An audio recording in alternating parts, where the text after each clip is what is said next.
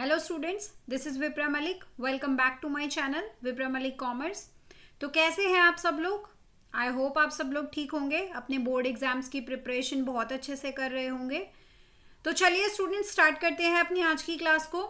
तो हम लोगों ने अकाउंट्स में 3 टॉपिक कर लिए हैं, 3 चैप्टर्स कर लिए हैं। पहला चैप्टर था fundamentals of partnership firm, second chapter में आपने गुडविल का वैल्यूएशन देखा और थर्ड चैप्टर आपका था एडमिशन ऑफ अ पार्टनर का। तो आज जो हम स्टार्ट करेंगे वो है हमारा 4th चैप्टर, जिसका नाम है रिटायरमेंट ऑफ अ पार्टनर। तो जैसे मैंने आपको एडमिशन के चैप्टर में कराया था कि फुल लेंथ क्वेश्चन हम बाद में करेंगे, पहले हम स्टेप बाय स्टेप चलेंगे, एक एक करके हम टॉपिक्स को सीखेंगे। जब 3-4 टॉपिक्स जो हैं वो सब आप सीख लोगे, उसके बाद हम एक पूरा बड़ा क्वेश्चन करेंगे।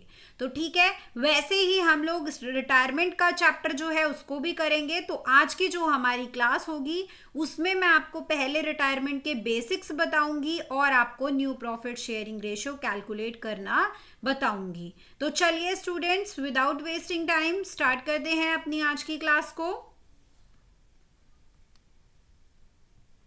Yes, retirement of a partner. A partner has right to retire from the firm after giving notice to the firm.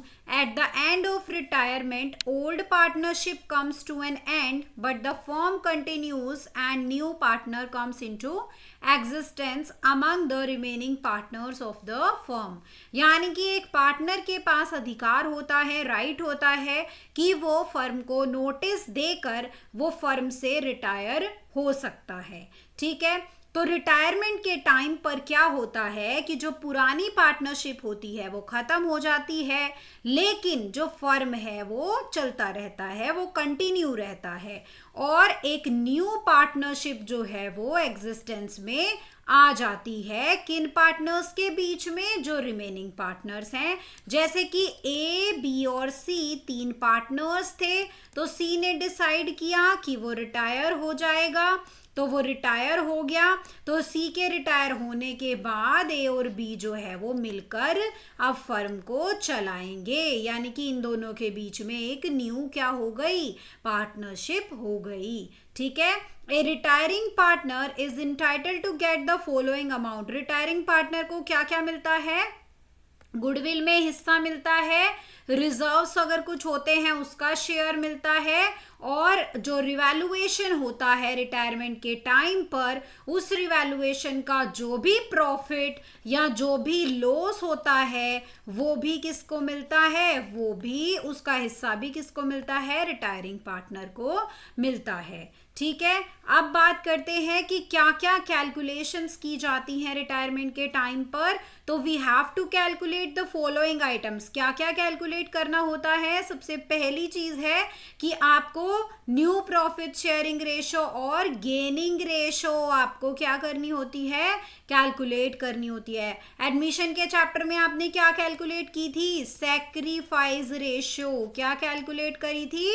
Sacrifice ratio. ये किस में की थी आपने? एडमिशन में, है ना। और रिटायरमेंट में सैक्रिफाइस नहीं होगी, बल्कि क्या होगी? गेनिंग रेशो होगी। ठीक है, इसके अलावा गुडविल का ट्रीटमेंट, इसके अलावा रिवैल्यूएशन के टाइम पर क्या अकाउंटिंग ट्रीटमेंट होगा, और अगर फर्म के पास कोई रिजर्व्स हैं या एक्यूमुलेटेड प्रॉफिट्स हैं या लॉसेस हैं, उनका अकाउंटिंग ट्रीटमेंट करना होगा। और हमें फाइनली ये निकालना होगा कि रिटायरिंग पार्टनर के ऊपर, मतलब रिटायरिंग पार्टनर के लिए कितना पैसा फर्म के ऊपर ड्यू है, यानी कि रिटायरिंग पार्टनर को रिटायरमेंट के टाइम पर कितना पैसा मिलेगा। ठीक है, इसके अलावा adjustments of capital in proportion to profit sharing ratio, यानी कि जो कैपिटल्स हैं उनका एडजस्टमेंट करना प्रॉफिट शेयरिंग रेशो के हिसाब से। ठीक है, ये सारी कैलकुलेशंस हमें करनी होती हैं बच्चों रिटायरमेंट के टाइम पर। ठीक है, तो चलिए अब स्टार्ट करते हैं, क्योंकि सबसे पहले हमें क्या सीखना है? New profit sharing ratio. तो चलिए क्वेश्चंस के थ्रू समझते हैं। X, Y and Z are partners sharing profit and losses in the ratio of 3:2:1. 3 partners हैं जिनका रेशो है 3:2:1. कौन कौन है वो पार्टनर्स? X है, Y है और Z है. हमें क्या करना है? हमें न्यू रेशो फाइंड आउट करना है. कब? 3 हमारे पास अलग अलग केसेस हैं. जब X रिटायर होगा तब न्यू रेशो क्या होगा, जब Y रिटायर होगा तब न्यू रेशो क्या होगा, और जब Z रिटायर होगा तब न्यू रेशो क्या होगा. ठीक है, तो देखो जब X रिटायर हो जाएगा तो कौन बचेगा? Y और Z. तो Y और Z का रेशो क्या है? 2:1. तो यानी कि जब X रिटायर होगा तो न्यू रेशो क्या हो जाएगा? 2:1. और जब Y रिटायर होगा तब बताओ क्या होगा? जब Y रिटायर होगा तो कौन बचेगा? X और Z. यानी कि उनके बीच में क्या रेशो आएगा? 3:1. और जब Z रिटायर होगा तब क्या होगा? जब Z रिटायर होगा तो X और Y बचेंगे, यानी कि उनका रेशो कितना? 3:2. ठीक है, ये था हमारा बिल्कुल ही एक सिंपल क्वेश्चन. चलिए अब थोड़ा और स्टेप बाय स्टेप जो है क्वेश्चंस को, मतलब डिफिकल्टी लेवल जो है क्वेश्चन का वो इंक्रीज होता जाएगा. तो देखो सेकंड क्वेश्चन क्या है? ABC पार्टनर्स हैं एक फर्म में जिनका रेशो है 5:4:3. अब क्या होता है? B रिटायर होता है. B रिटायर होगा और उसका जो हिस्सा है वो कौन ले लेंगे? A और C इक्वली. यानी कि B का जितना भी हिस्सा है उसका आधा आधा कौन ले लेंगे? A और C. तो हमें क्या करना है? हमें न्यू प्रॉफिट शेयरिंग रेशो निकालना है A और C का. तो सबसे पहले हमें देखना है कि B का हिस्सा है कितना. तो B क्या है? B का जो हिस्सा है वो है 4/, में क्या लिखते हैं? इन सब का टोटल. तो 5 + 4 9 + 3 12. यानी कि B का जो हिस्सा है वो 4/12 है. और 4/12 का आधा आधा करोगे तो मतलब 1/2 का मल्टीप्लाई, तो कितना आ जाएगा? 2 2 4, यानी कि 2/12 है ना. तो देखो A विल गेन, तो A को कितना मिलेगा? आधा मिलेगा. किसका? 4/12 का, यानी कि कितना? 2/12. तो A का कितना नया शेयर हो जाएगा बच्चों? 2/12 प्लस A का पुराना कितना था? 5/12. तो 2/12 प्लस 5/12 कितना हो गया? 7/12. ऐसे ही C की बात करें तो C को भी कितना मिलेगा? आधा मिलेगा, क्योंकि दोनों को ही इक्वली डिस्ट्रीब्यूट करना है ना. तो आधा हो जाएगा 4/12 का 2/12. तो C का न्यू शेयर कितना होगा? 2/12 मिला है और पुराना कितना था? 3/12. तो C का न्यू शेयर हो जाएगा 5/12. तो यानी कि A और C का कितना कितना? 7/12 और कितना? 5/12. तो यानी कि जब डिनोमिनेटर होता है सेम तो हम क्या कर देते हैं? तो हम हटा देते हैं डिनोमिनेटर और रेशो बन जाएगा 7:5. ठीक है, समझ में आया? चलिए अब नेक्स्ट क्वेश्चन देखते हैं. Question number 3. P, Q and R are partners sharing profits in the ratio of 5:3:2. P, Q और R पार्टनर्स हैं जो कि किस रेशो में शेयर करते हैं प्रॉफिट? 5:3:2 में. R रिटायर हो जाता है फॉर्म से and his share is entirely taken by P. अब जो R है वो रिटायर हो रहा है और R का जो हिस्सा है वो पूरा का पूरा किसको मिल रहा है? पूरा हिस्सा ही P को मिल रहा है. यानी कि इसके रिटायरमेंट से Q के ऊपर कुछ भी फर्क नहीं पड़ने वाला है ना. तो calculate new profit sharing ratio of P and Q. हमें न्यू रेशो निकालना है. तो देखो P का न्यू शेयर बताओ कितना हो जाएगा?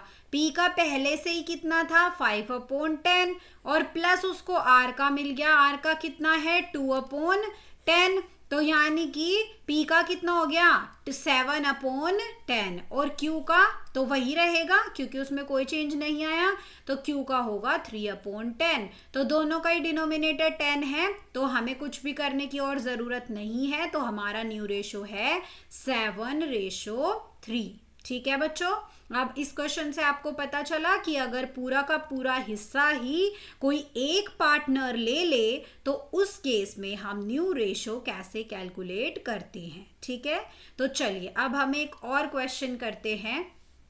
देखो इसमें दोनों कॉन्सेप्ट हैं आपके, इसमें आपका रिटायरमेंट का कॉन्सेप्ट भी है और इसमें आपका जो है एडमिशन का कॉन्सेप्ट भी है ना, इसमें आपके दोनों कॉन्सेप्ट हैं। तो चलिए पढ़ते हैं क्वेश्चन को।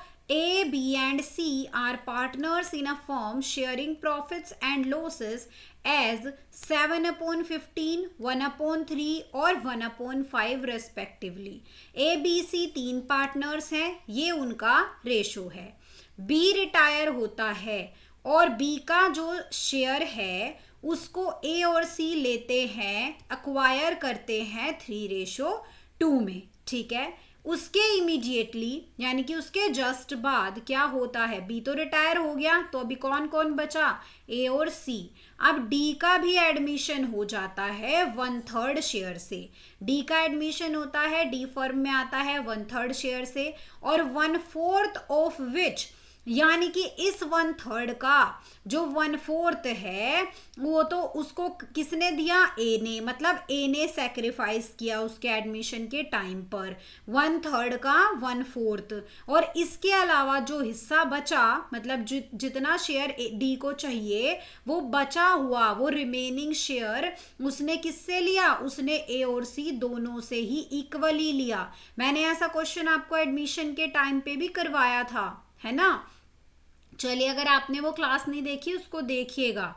चलिए अब क्या करना है, हमें न्यू प्रॉफिट शेयरिंग रेशो निकालना है डी के एडमिशन के बाद भी। ठीक है, तो पहले हम एडमिशन की बात नहीं करते, हम सिर्फ कितनी बात करते हैं, हम सिर्फ यहाँ तक की बात करते हैं, है ना, हम सिर्फ यहाँ तक की बात करते हैं जहाँ तक रिटायरमेंट हो रहा है। तो चलिए देखते हैं क्या करना है। शेयर अक्वायर्ड बाय ए ने उसका कितना शेयर लिया बताओ। देखो बी रिटायर हुआ तो बताओ बी का कितना हिस्सा था, 1/3 था। 1/3 को ए और सी ने 3/5 में लिया है, तो यानी कि हमें इस 1/3 का 3/5 निकालना है। तो कितना आ जाएगा बताओ, 1/5 आ जाएगा, 3 से 3 कैंसिल होकर। तो ये तो लिया किसने, ए ने। देखो 1/3 इंटू 3/5 तो कितना आया 1/5। उसके बाद सी ने कितना हिस्सा लिया है बताओ, सी ने कितना लिया 2/5। किसका 2/5, 1/5 का। तो यानी कि इसका आ जाएगा 5 जा 25, है ना, नहीं 1/3 का, सॉरी 1/3 है ना उसका शेयर। देखो ये बी का 1/3 है, तो यानी कि हमारा कितना आ जाएगा 2/15, है ना, कितना आएगा 2/15। तो ये किसने लिया, सी ने लिया। तो अब देखो ए का नया शेयर कितना हो गया बताओ, ए का पुराना शेयर कितना था 7/15, तो 7/15 प्लस 1/5 तो कितना आ जाएगा, इसको सॉल्व करेंगे तो आएगा 10/15। न्यू शेयर ऑफ सी कितना हो जाएगा, सी का पुराना शेयर था 1/5 और नया शेयर कितना है 2/15। तो इसका जो न्यू शेयर है वो इन दोनों को ऐड करोगे तो न्यू शेयर आ जाएगा। ठीक है, अब इन दोनों का डिनोमिनेटर सेम है, आई थिंक नहीं यस, तो दोनों का डिनोमिनेटर सेम है, 15 है और ऊपर कितना है 10/5 है ना, 10/5 है। तो इसको आप सिंप्लीफाई करोगे तो ये कितना आ जाएगा, ये आ जाएगा 2/1। ठीक है, कितना आ जाएगा 2/1 आ जाएगा। तो ये तो बात हुई हमारी किसकी, ये हुई रिटायरमेंट की। अब बात करते हैं एडमिशन के टाइम की। तो देखो जब डी का एडमिशन हुआ तो वो 1/3 शेयर से आया और 1/3 का 1/4 उसको किसने दिया, ए ने दिया। तो देखो 1/3 का 1/4 यानी कि 1/12 उसको किसने दिया, ए ने दिया। ठीक है, अब 1/3 में से 1/12 माइनस कर लो आप, तो जितना हिस्सा बचेगा वो बराबर बराबर दोनों ने दिया है, तो यानी कि 1/3 में से आपको क्या करना है, 1/12 माइनस करना है। दोनों का एलसीएम लो, 12 आएगा। 3 4 जा 12 और 1 1 जा 1, तो यानी कि 3/12, यानी अब कितना बचा, 3/12। तो ये जो 3/12 है ये ए और सी ने इक्वली दिया है, तो 3/12 का क्या करना है आपको, 1/2 से मल्टीप्लाई करना है, तो यानी कि 3/24, या फिर आप 1/8 भी कह सकते हो। तो देखो ये डी ने कितना, डी को कितना मिला, 1/8, 1/8 दोनों से मिलेगा, ए और सी से। तो यानी कि ए का नया शेयर कितना होगा बताओ, ए का पुराना शेयर कितना था, ए का पुराना शेयर कितना था, 2/3 था ना, तो 2/3 में से उसने पहले तो दिए हैं कितने, उसने 1/12 दिया, फिर अलग से उसने 1/8 दिया है ना, 2 बार सैक्रिफाइस किया उसने, तो 1/12 और 1/8, तो अब जितना बचेगा वो है ए का न्यू शेयर। तो देखो कैसे निकालेंगे, 2/3 माइनस 1/12 माइनस 1/8, हमें क्या करना है, तीनों का ही एलसीएम ले लेना है। तीनों का एलसीएम कितना आएगा, 12 तो नहीं आएगा क्योंकि 8 से नहीं डिवाइड होगा, तो कितना एलसीएम आ जाएगा, 24 आ जाएगा। तो देखो 3 8 जा 24 और 8 2 जा 16, माइनस 12 2 जा 24 और 2 1 जा 2, माइनस 8 3 जा 24 और 3 1 जा 3, तो यानी कि 16 माइनस 2 और माइनस 3, तो यानी कि 16 में से 5 चले जाएंगे तो बचेगा 11, तो यानी कि 11/24 जो है वो है ए का न्यू शेयर। ऐसे आपको सी का निकालना है। सी का पुराना शेयर कितना था, 1/3, तो यानी कि आपका कितना आ जाएगा सी का, देखो 1/3 में से आपको कितना माइनस करना है, 1/8, 1/8 ही तो दिया है ना उसने, तो 24 आ जाएगा इसका एलसीएम, 3 8 जा 24, 8 3 जा 24, यानी कि कितना, 5/24।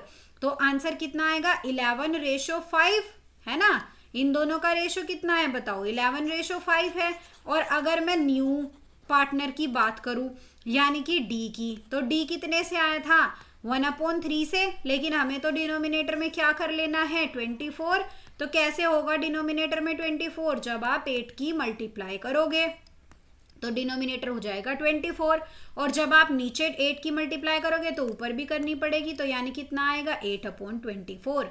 तो यानी कि जो न्यू रेशो है ए सी और डी की वो है 11/5/8 है ना। तो आई थिंक आपको समझ में आया होगा ये क्वेश्चन।